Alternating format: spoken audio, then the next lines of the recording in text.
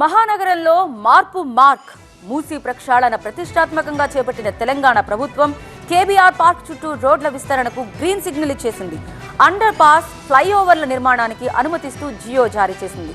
మరోవైపు స్పోర్ట్స్ పాలసీపై కూడా మరింత ఫోకస్ పెంచారు సీఎం రేవంత్ రెడ్డి.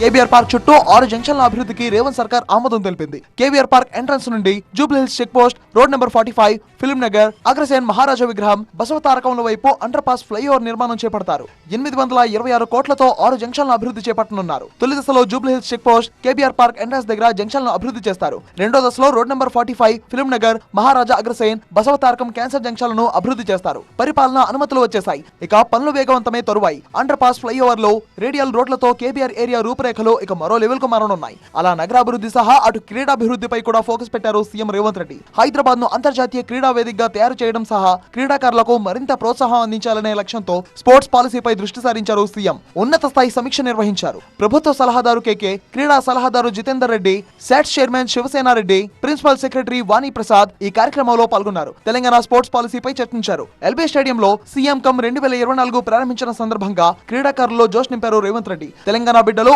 ఒలింపిక్ వేదికగా సత్తా చాటాలన్నారు.